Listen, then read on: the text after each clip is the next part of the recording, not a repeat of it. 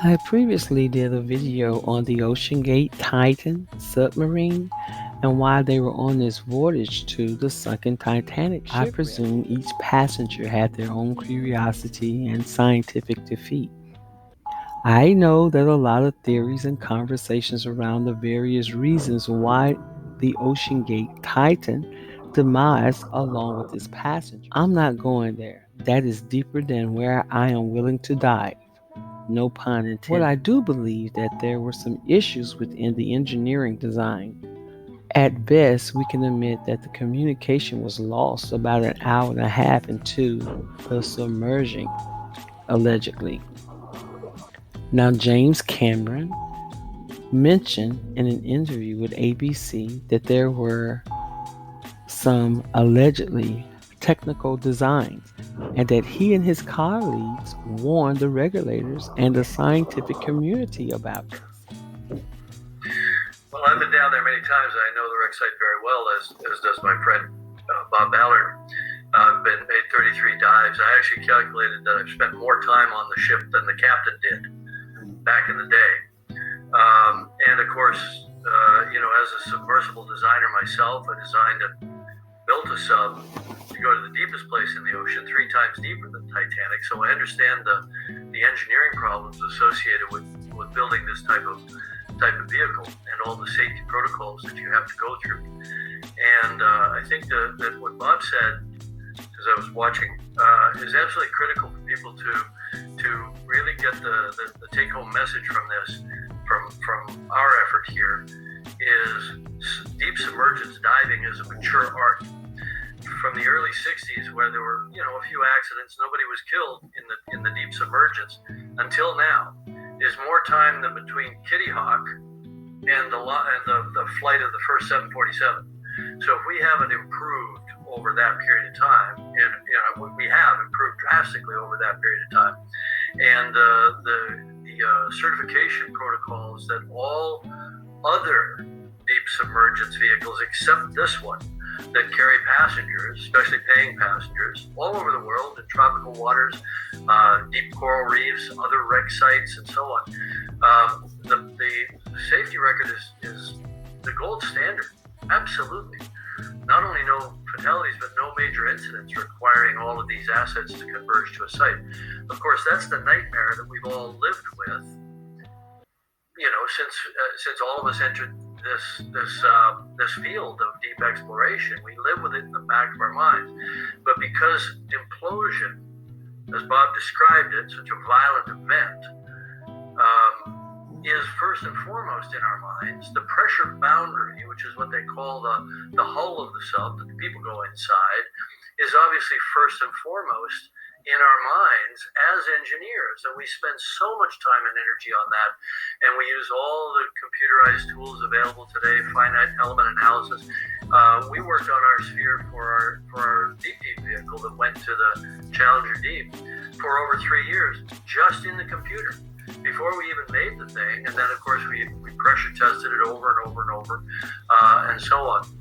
So, this is a mature art, and many people in the community were very concerned about this sub, and a number of the top players in the deep submergence engineering community even wrote letters to the company saying that what they were doing was too experimental to carry passengers and that needed to be certified and so on. So I'm struck by the similarity of the Titanic disaster itself, where the captain was repeatedly warned about ice ahead of his ship, and yet he steamed at full speed into an ice field on a moonless night, and many people died as a result. And for a very similar tragedy where warnings went unheeded to take place at the same exact site, with all the diving that's going on all around the world, I think is just astonishing. It's really quite surreal. And of course,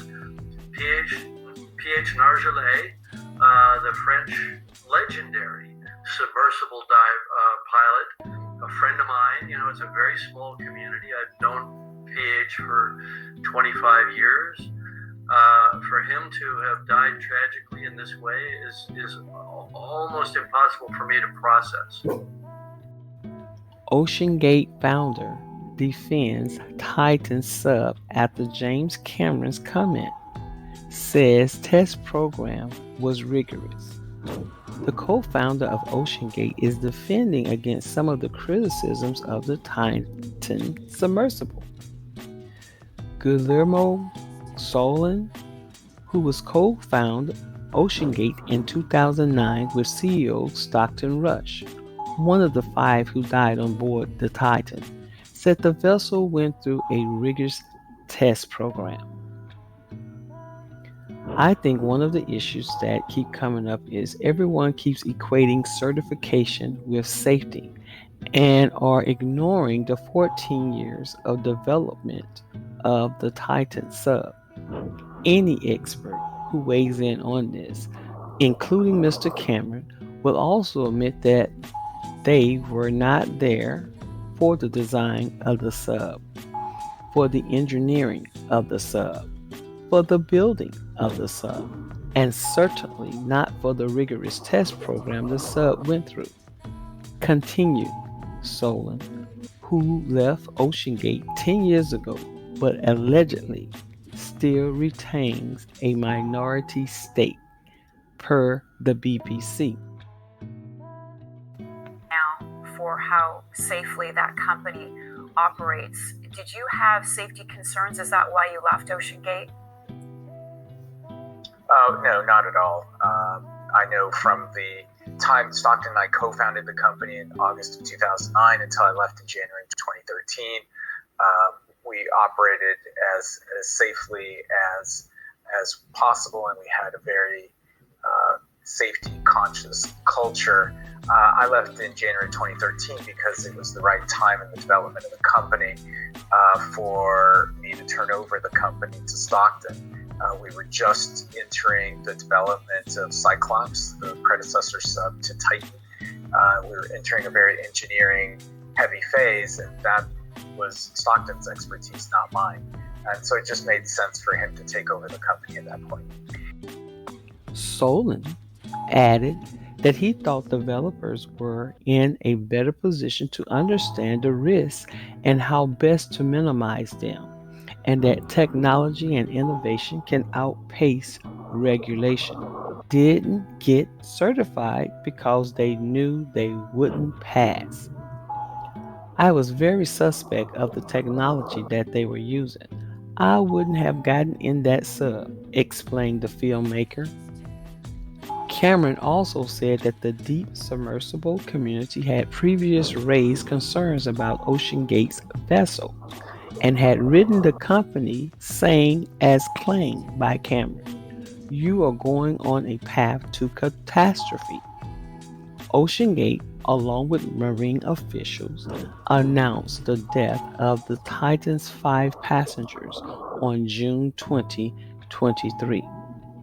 We now believe that our CEO Stockton Rush, Shahzada Dawood, and his son Suleiman Dawood, Hamish Harding, and Paul Henry Nicolet have sadly been lost, the company said in a statement obtained by People magazine.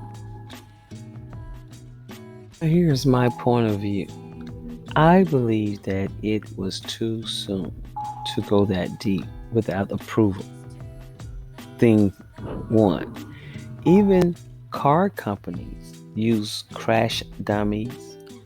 And now that we do have advanced technology, of course, wouldn't you use technology before you use an actual human life?